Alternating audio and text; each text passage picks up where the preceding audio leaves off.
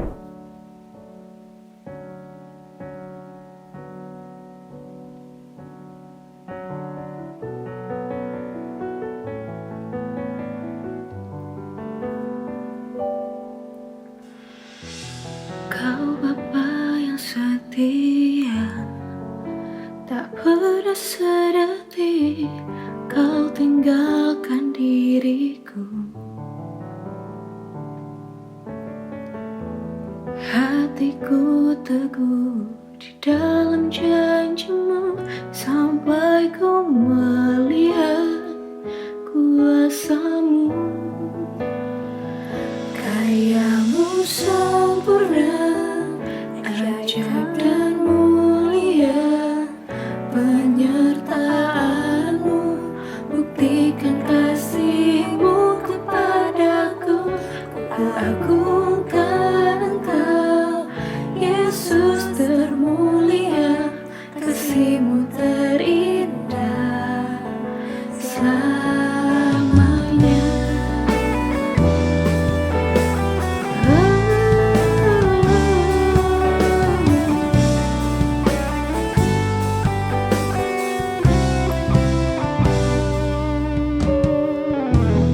Kau Bapa yang setia, tak pernah sedetik kau tinggalkan diriku. Hatiku teguh di dalam janjimu sampai ku melihat kuasamu. Karyamu sempurna, ajaib dan mulia, penyertaanmu buktikan kasihmu kepadaku.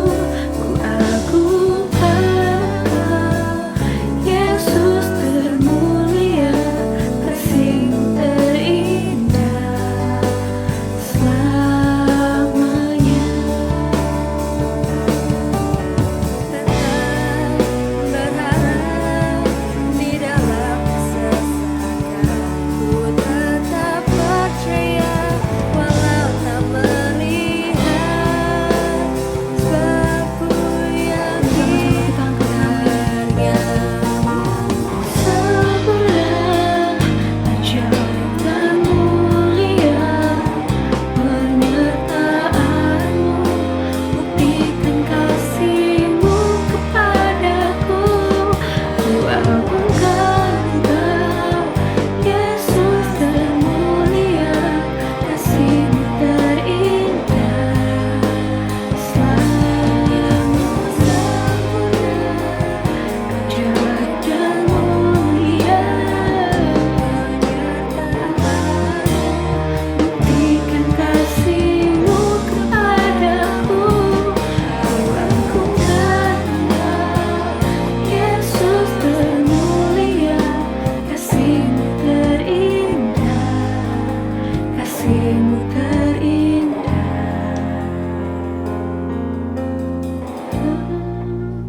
selamanya.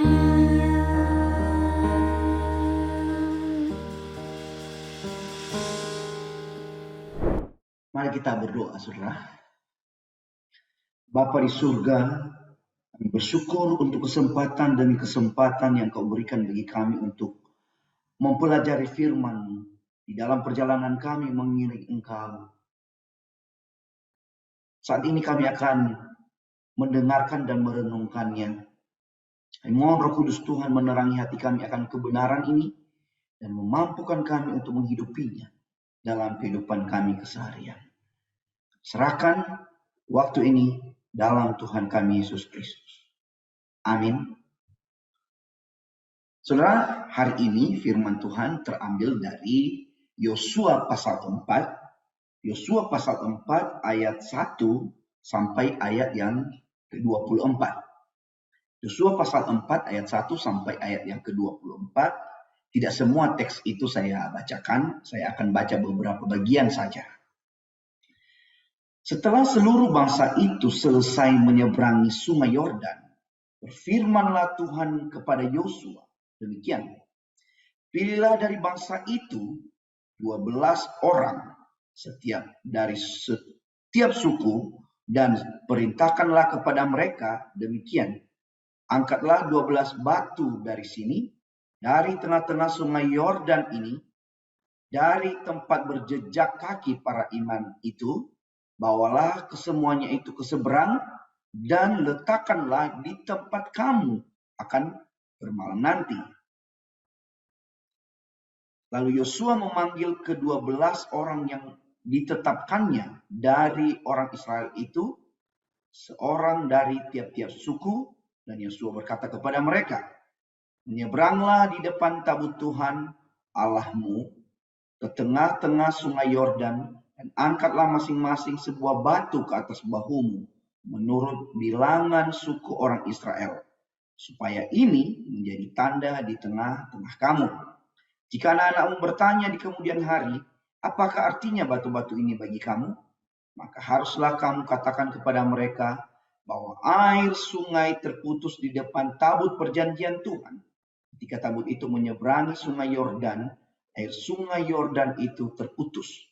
Sebab itu, batu-batu ini akan menjadi penanda, tanda peringatan bagi orang Israel untuk selama-lamanya. Kita lanjutkan di ayat 10.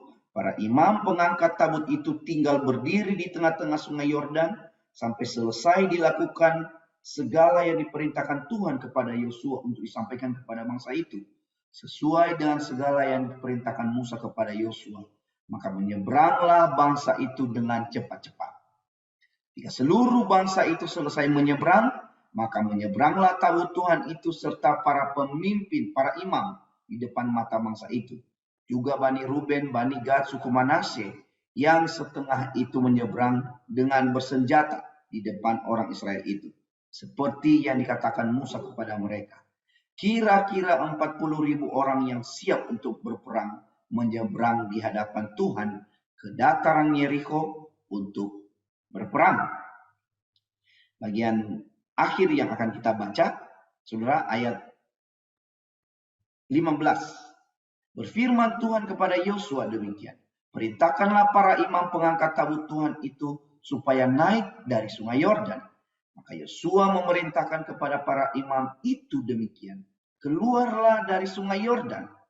Ketika para imam pengangkat tabut perjanjian itu keluar dari tengah-tengah sungai Yordan, dan baru saja kaki para imam itu dijejakkan di tanah yang kering, maka berbaliklah air sungai Yordan itu ke tempatnya dan mengalir seperti dahulu dengan meluap sepanjang tepinya. Di bagian terakhir, kata Yosua ayat 20, 12 batu yang diambil dari sungai Yordan itu ditegakkan Yosua di Gilgal. Dan berkatalah ia kepada orang Israel demikian, apabila di kemudian hari anakmu bertanya kepada ayahnya, apa arti batu-batu ini? Maka haruslah kamu beritahukan kepada anak-anakmu begini, Israel telah menyeberangi sungai Yordan di tanah yang kering. Sebab Tuhan Allahmu yang telah mengeringkan di depan kamu air sungai Yordan, sampai kamu dapat menyeberang seperti yang dilakukan Tuhan Allahmu dengan laut Tebrau yang dikeringkannya di depan kita, sampai kita dapat menyeberang. Supaya semua bangsa di bumi tahu bahwa kuat tangan Tuhan, dan supaya mereka selalu takut kepada Tuhan Allah. Saudara, sedemikian pembacaan firman Tuhan bagi kita, dan kita akan melihat bagaimana firman Tuhan ini bagi kita. Apa maksudnya ketika dituliskan, dan apa tujuannya bagi kita masa kini. Saudara, siapa dari Anda yang tidak tahu Monas? Saya kira tidak ada orang Indonesia yang tidak tahu Monas. Itu adalah sebuah ikon, ya, ikon kota Jakarta dan juga Indonesia sebenarnya. Singkatan dari Monumen Nasional. Itu diprakarsai oleh presiden pertama kita, ya, Bapak Soekarno. Sebenarnya adalah sebuah tugu, ya, sebuah monumen untuk mengingat atau menggambarkan siapa orang Indonesia dan juga bagaimana perjuangan orang Indonesia.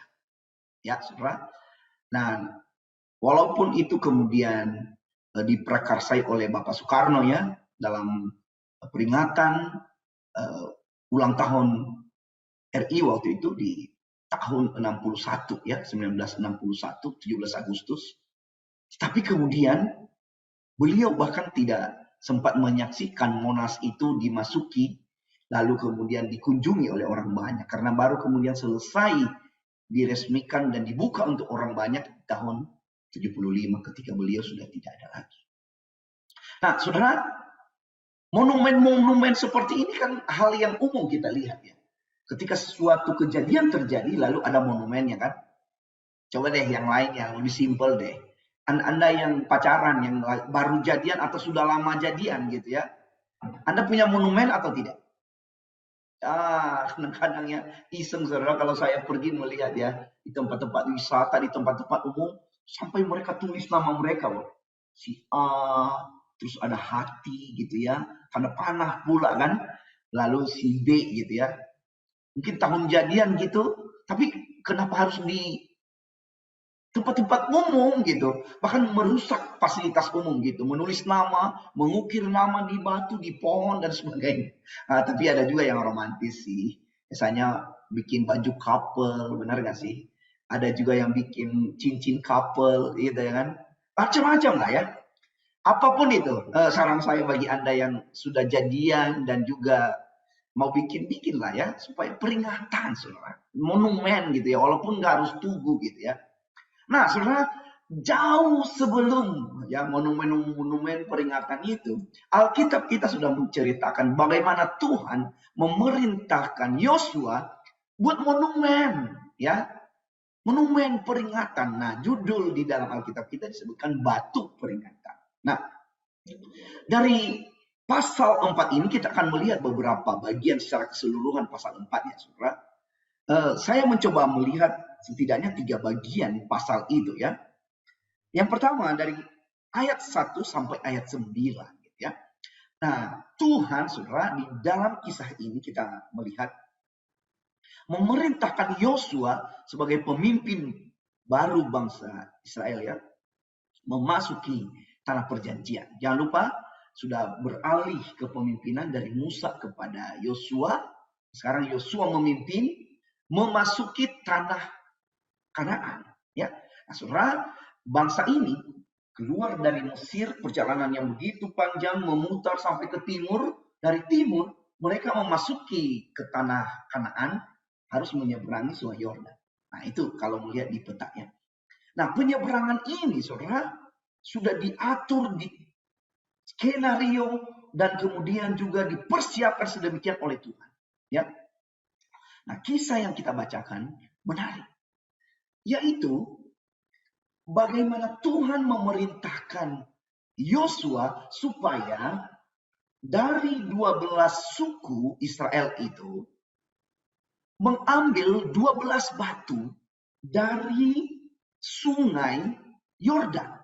Nah, tentu Anda sudah tahu kisah sebelumnya. Nanti lihat pasal 3, saudara. Di pasal 3 itu diceritakan bahwa ketika mereka menyeberang itu, ya, para imam yang berada di depan, ya, para imam yang berada di depan itu kemudian berjalan, dan saat kaki mereka menginjakan air Sungai Yordan, keringlah Sungai Yordan itu, ya, yang mereka lewati, dan kemudian mereka ada di tengah-tengah sungai itu, lalu orang Israel menyeberang, ya, menyeberang, dan sebelum orang Israel menyeberang, Tuhan meminta supaya perwakilan dari 12 suku ini membawa masing-masing satu batu. Untuk apa batu itu? Ini adalah batu peringatan, saudara. Nah, pertanyaannya, apa yang diingat? Saudara, menarik sekali ketika memberikan pengertian dan penjelasan tentang batu itu. Penulis Yosua, dalam hal ini Yosua sendiri, dia memakai kata Tuhan huruf besar semua, yaitu Yahweh, dan dikaitkan dengan 12 suku Israel. Saudara, Anda tahu ini, Tuhan huruf besar semua, ya, menunjuk kepada Yahweh, yaitu Allah perjanjian. Allah yang mengikat dirinya kepada Israel yang 12 suku itu. Allah yang inilah ya saudara, yang mereka harus peringati, yang mereka harus ingat akan karyanya.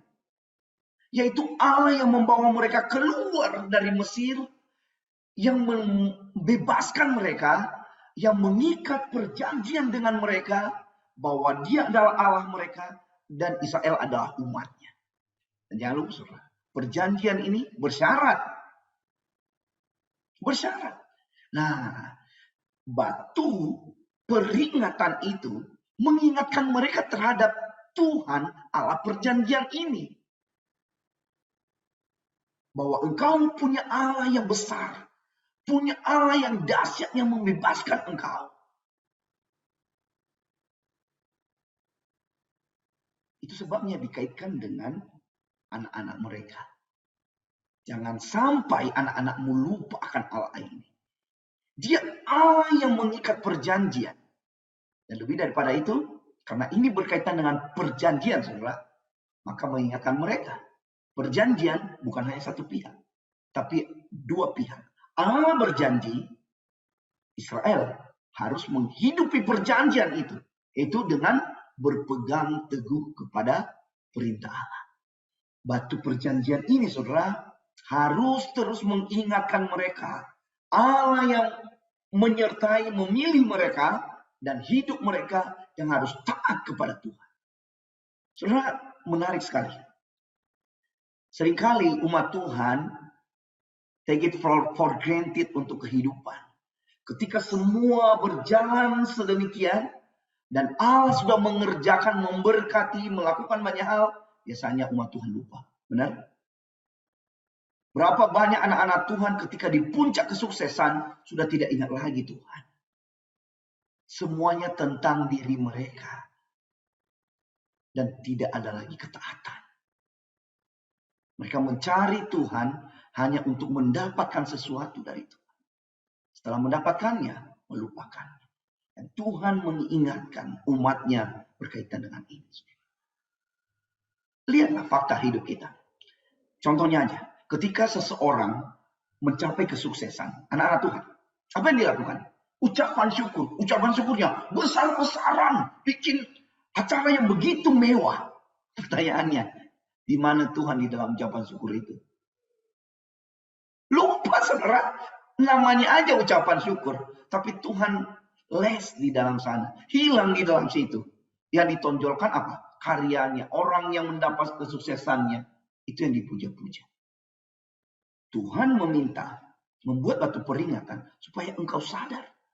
Supaya Anda dan saya sadar. Supaya umat Allah diingatkan. Bahwa hidup ini bukan tentang kita. Bukan karena engkau, bukan karena karyamu, tapi karena karya Tuhan Allah. Berapa banyak dari Anda yang sudah menikmati kebaikan Tuhan, tapi lupa akan Tuhan yang memberikan kebaikan itu bagi kita hari ini.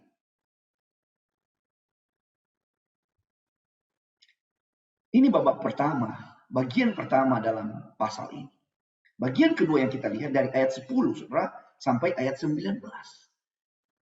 Bagian ini sebenarnya pengulangan dari kisah ini. Yosua menulis kembali di pasal 4 ini bagaimana secara detail kejadian ini berlangsung gitu. Dia mengulang kembali, menceritakan kembali kisah ini dengan detail. Pertama-tama, para imam menginjakkan kaki. Keringlah sungai Yordan. Sudah selesai? Belum. Para imam berdiri di tengah-tengah sungai. Sudah selesai? Belum. Orang Israel menyeberang.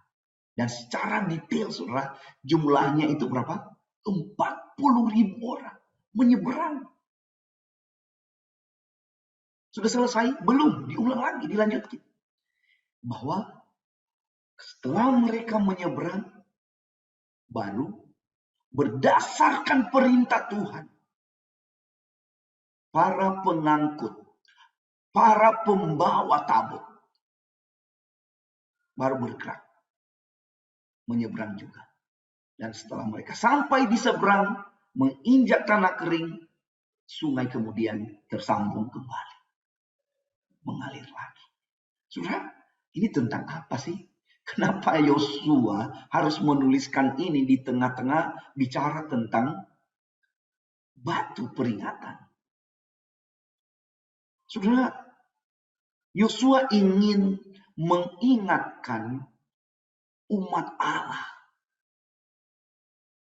bahwa karya yang ajaib yang mereka alami ini, yang harus mereka ingat ini, bukan tentang dia. Bukan tentang Yosua. Tapi tentang siapa?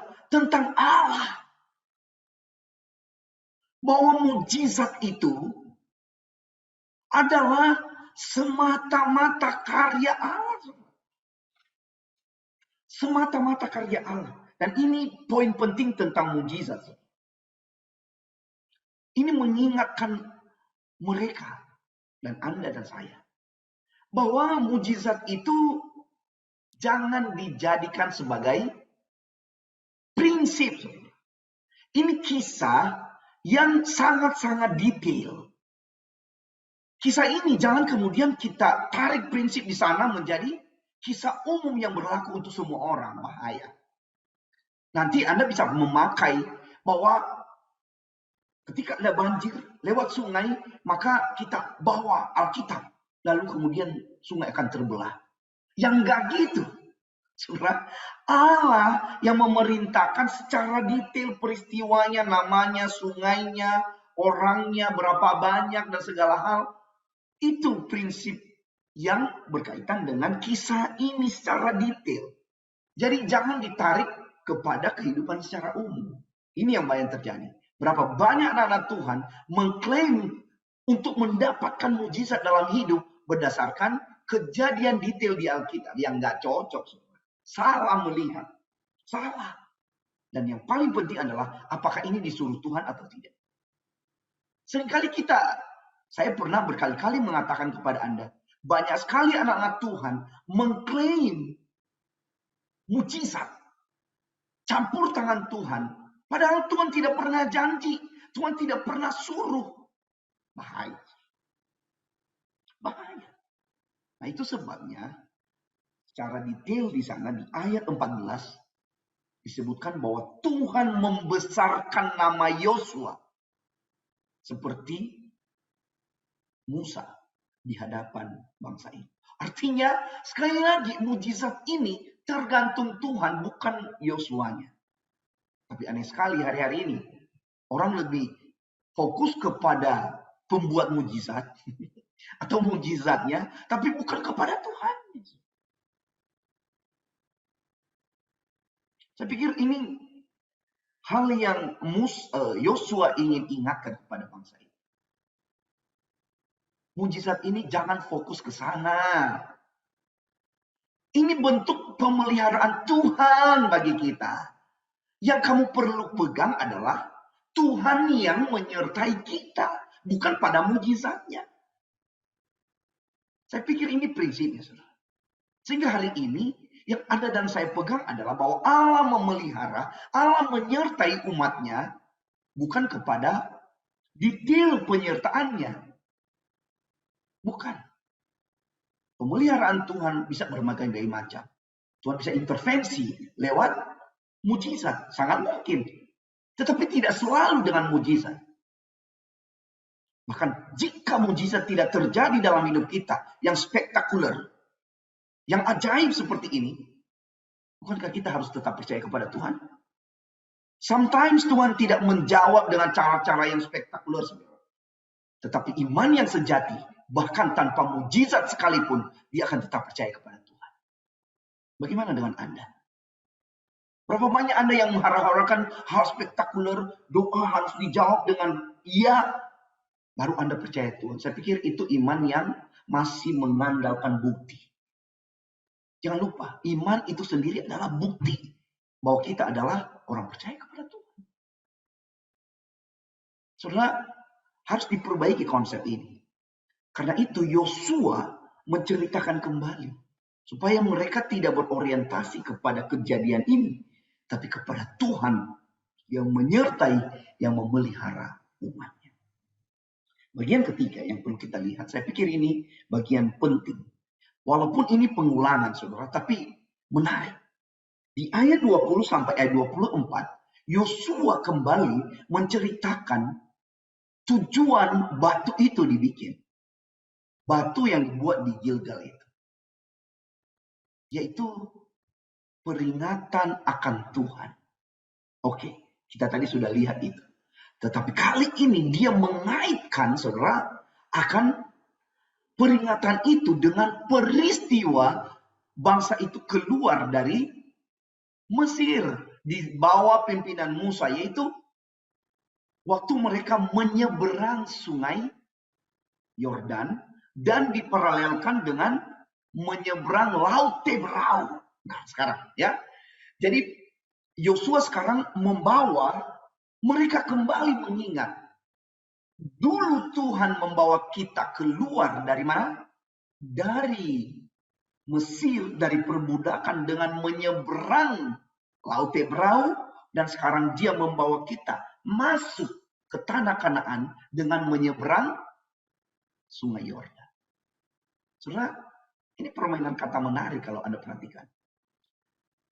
Menyeberang. Bahasa Inggrisnya itu pakai kata cross. Ya, mereka keluar dari perbudakan dengan cross laut Tebrau dan mereka memasuki tanah perjanjian, tanah Kanaan dengan cross menyeberang sungai Yordan. Dan ini semua karya Tuhan. Karya Tuhan. Mereka keluar dari perbudakan sampai ke tanah perjanjian. Karya Tuhan melalui cross dua sungai ini. Saudara, ini hanya gambaran kecil daripada penyelamatan yang Allah lakukan bagi umat manusia. Yaitu melalui cross of Jesus Christ. Melalui salib, bukan lagi melalui menyeberang sungai-sungai atau laut, bukan. Melalui salib Kristus, cross of Jesus, Anda dan saya, saudara, diselamatkan, dibebaskan dari perbudakan dosa kepada hidup yang merdeka di dalam Tuhan dan berhak memperoleh hidup yang kekal. Dan ini adalah karya Allah. Dari sini kita menemukan satu benang merah bahwa keselamatan umat manusia baik di perjanjian lama maupun di perjanjian baru adalah by grace alone, yaitu oleh anugerah Allah, oleh karya Allah saja. Pertanyaannya, Anda percaya akan anugerah Allah?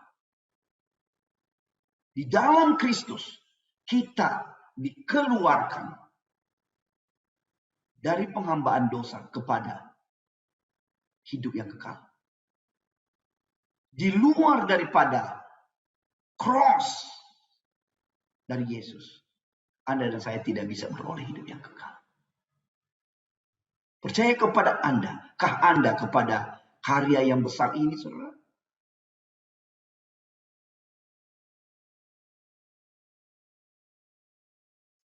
Inilah poin penting daripada batu peringatan ini.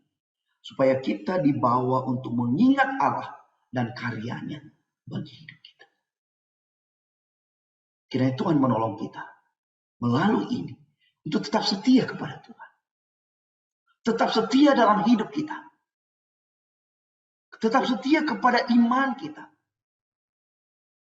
yang telah dianugerahkan Allah bagi kita. Dengan itu, kita dibawa untuk terus berjuang dalam hidup ini. Mengandalkan Tuhan. Ingat satu hal, kesuksesan iman kita, kesetiaan kita, ketekunan kita, bukan tergantung kepada usaha kita. Tapi bergantung kepada Allah yang menopang tangan kita. Yang menguatkan kita. Sebagaimana dia membawa bangsa ini keluar. Menyeberangi kemudian sungai Yordan. Demikian juga Tuhan akan menopang kita. Untuk kita bisa tekun. Untuk kita tetap percaya. Dan setia menjalani hidup. Tengah-tengah dunia yang bengkok ini. Tuhan menolong kita semua. Mari kita berdoa. Bapa di surga, kami diingatkan bahwa hidup ini tentang Engkau. Ampuni kami. Seringkali kami berfokus kepada apa yang kami pandang menyenangkan. Tapi kami lupa akan karya Tuhan yang ada di belakang, di dalam, dan di seluruh hidup kami. Kami sering berjuang dengan kekuatan kami dan lupa akan Tuhan yang senantiasa menopang kami.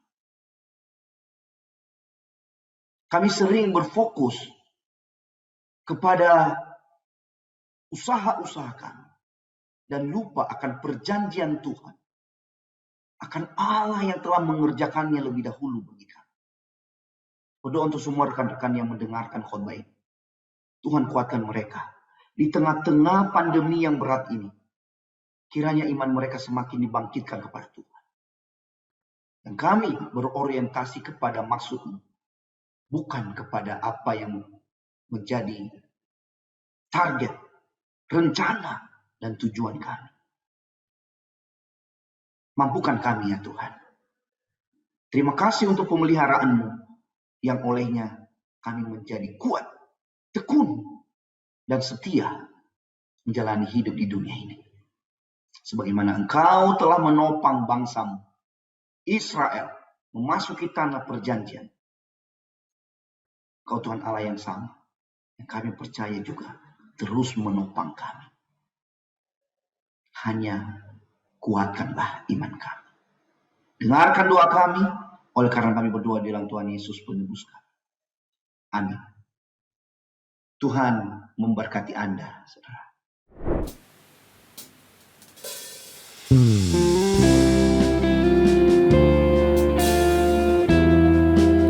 Mari sama-sama kita respon Tuhan yang telah kita terima. Biar setiap perlindungan itu dapat menjadi rema yang abadi, dapat menjadi pelajaran yang indah yang dalam hidup kita. Mari sama-sama kita memuji.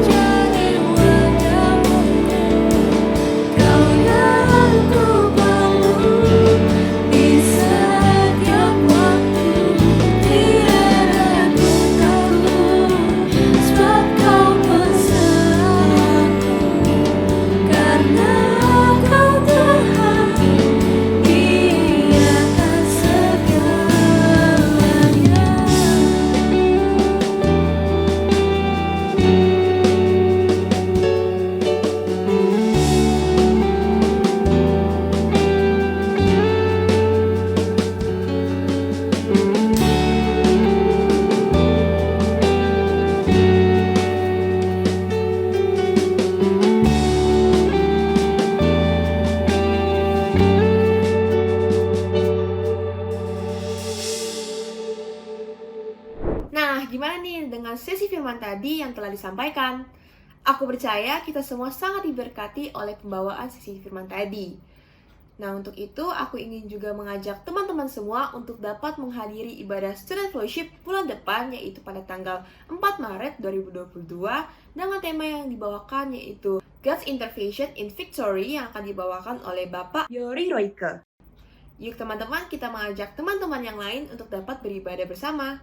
Nah, nggak kerasa banget ya ibadah Student Fellowship kita ternyata sudah mau habis nih. Karena tadi kita sudah mengawali dengan doa, yuk kita mengakhiri ibadah Student Fellowship ini di dalam doa. Yuk teman-teman, kita bersatu di dalam doa. Bapa kami di surga, kembali lagi kami datang ke hadirat Bapa untuk memuji dan memuliakan nama-Mu Tuhan.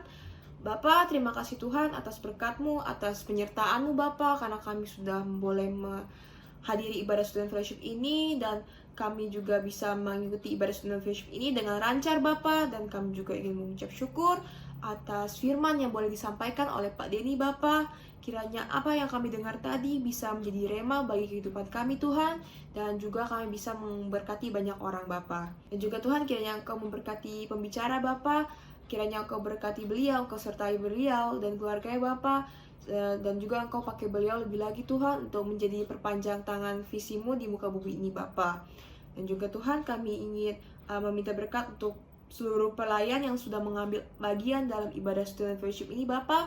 Engkau pakai talenta kami lebih lagi Tuhan untuk bisa melayani nama-Mu Tuhan, untuk kemuliaan nama-Mu.